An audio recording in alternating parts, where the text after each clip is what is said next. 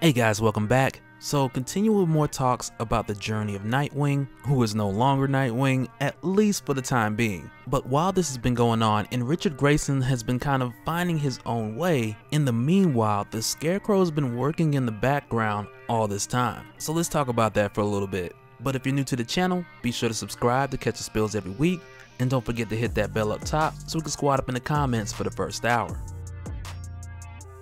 Alright, so with everything that we've talked about with Richard Grayson, who at this current time is conscious of some of his recent memories, but for the most part there's a gap going all the way back to his childhood, so that most of what he remembers is mainly his time with his family and his years with the Flying Graysons, but much of his years as Robin and as Nightwing are much of a blur. But throughout the course of the time that he's been back, since nearly being assassinated by KG Beast, and just to be clear, at this point in time, he knows Batman took care of that. And like, it'd be pretty crazy if KG Beast was still laying in the snow somewhere like, I'm still alive, just surviving off of pure hate, biting squirrels and drinking snow.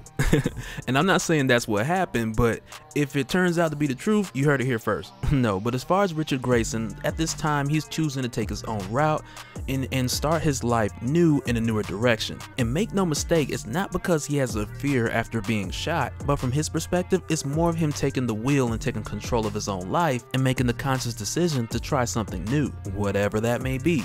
And throughout this time, he's been having different therapy sessions, both physical and psychological, because as far as the incident from a public viewpoint, Richard Grayson was shot and Nightwing just disappeared. And when he was admitted to the hospital under his government name, of course, he undertook the procedures and followed the protocol just like a regular patient. And even with doing so, Barbara Gordon was there every step of the way. But as I mentioned before, even with the physical therapy going well and with the psychological therapy going well, Grayson still had particular issues that were just part of the healing process, like the migraines and the nightmares and sometimes blanking out a little bit. And it didn't help that he was going through this all alone, which was his choice, but around this time, with him refusing to take help from Bruce Wayne, from Barbara Gordon, even from Alfred, he would find himself just breaking into random homes and just sleeping wherever he can find shelter. But during the time he would sleep, he would also have these quote-unquote nightmares that were actually memories that were coming back to him, and early on, most of these memories were from his time as Robin. But aside from that, a lot of these dreams had a number of things in common, which on the surface may seem coincidental, but subconsciously we will find out that there was so much more. Because when Rick Grayson was having these dreams, that would go back to his earlier years as Robin and frequently remind him of those moments where on one hand he would love to do what he was doing as far as fighting crime, but on the other hand he also remembered those moments that reminded him that he did not want to be like Batman and how he wasn't interested in criminals fearing him, and even to the extent of where they first met Scarecrow, and that dream was much like a reenactment of Scarecrow's first appearance. But Grayson remembered when he first met Scarecrow and Batman gave him a taste of his own fear toxin. That moment actually showed Grayson how much the two of them had in common.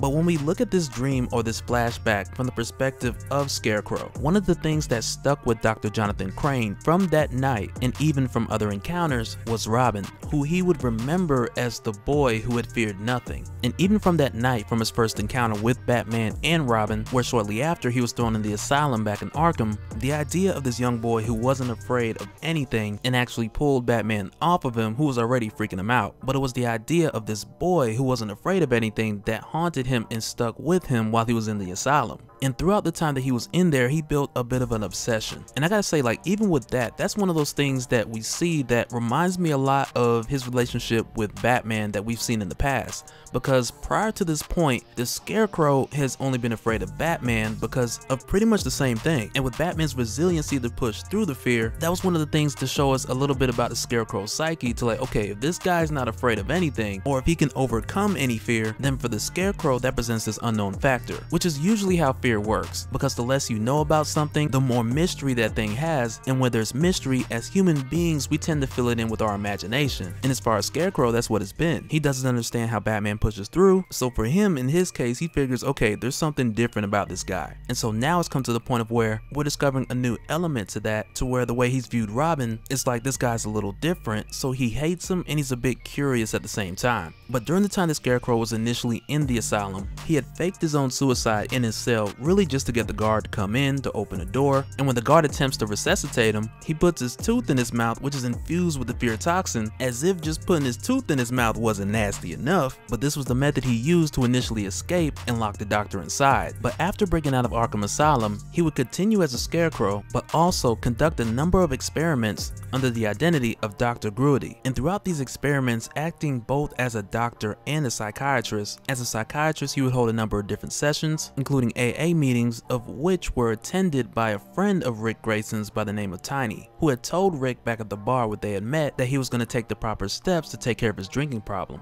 And as far as Rick's connection with Tiny and many of the others at this bar, he only wanted the best for Tiny making this decision. So when Tiny told him, he's just like, go for it. But little to their knowledge, these sessions were being held by Dr. Gruity, whose main method of practice under this identity was to expose the fear of others, only to seize the opportunity to use his fear toxin and bring the city of Bloodhaven to his knees. And with him doing this, he even admitted at one point that he felt like he had a power that was being untapped, or that this power or this influence was a sick or twisted way of helping others to conquer fear. So in his twisted view, it was kind of a 2-for-1. But also during his time as a psychiatrist, he oversaw the recovery for Richard Grayson, which is like the worst pick. Like, I don't know how this guy even holds a job. But while he was doing this, and the both of them were kind of doing this shuffle of talking around their real past and their real experiences, mainly so they wouldn't disperse too much information on either end. But while doing this for Richard Grayson, his motive was more so keeping the secrecy of his past identity, but he cooperated just to see if it would help. Like, he was really engaged to the sessions for the most part. But for Dr. Gruity, who had often made it a practice of searching for fear within people, when it came to Rick Grayson, he just couldn't find it. And because of this, they had multiple sessions, unlike Tiny, who on the first day was gassed with everybody else, like at his first AA meeting, and that was messed up. But for Rick Grayson, who had also had other dreams at this point that had brought back more memories, I do believe that the ones that he had that had to do with Scarecrow not only were subconsciously emerging just for any random reason, but I believe that these sessions with Dr. Gruity were making them come forth because of many of the things that Dr. Gruity would mention and pry into, which subtly reminded him of Scarecrow and other significant things that took place when they faced off, like when they first met, and it reminded him of the difference between himself and Batman and the similarities between Batman and Scarecrow, but also on another occasion when he crossed paths with the Scarecrow during his time as Robin, when he first tested out his Eskrima sticks, which were in an early prototype stage at the time, but would later become his signature weapon as Nightwing.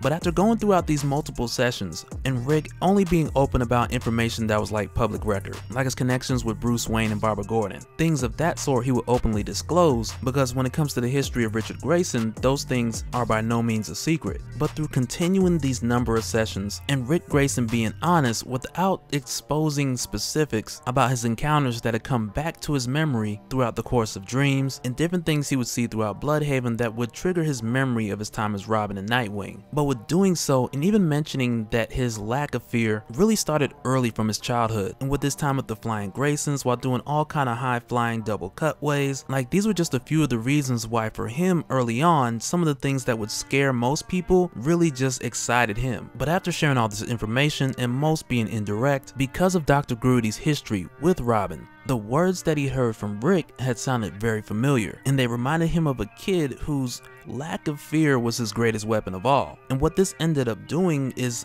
because in most cases where this would be the part where he lets out the toxin, in the case of Rick, initially he thinks, okay, you remind me of this kid that showed me that fear isn't the only way. And because he's seen that Rick Grayson had proven these points much like Robin, after this last session, he let Rick Grayson go with a clean bill of health. And coincidental enough, it just happened to be Rick's birthday as well. But with seeing that Rick was not trying to get back something that was lost, but rather chose to live in the moment, Dr. Gruity even admitted that that was a trait that he wished that he had himself, which really in a way kind of made it like he got more therapy out of the session than Rick did.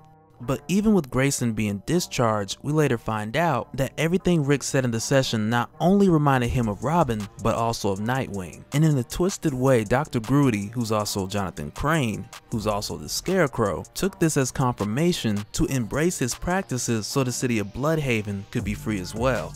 But that'll do it for this one, guys. You know, some people say you hear what you want to hear, and I guess Scarecrow's just one of those dudes. But let me know what you guys think down in the comments. Do you think that he's really put everything together and he's figured out that Rick Grayson is truly Nightwing?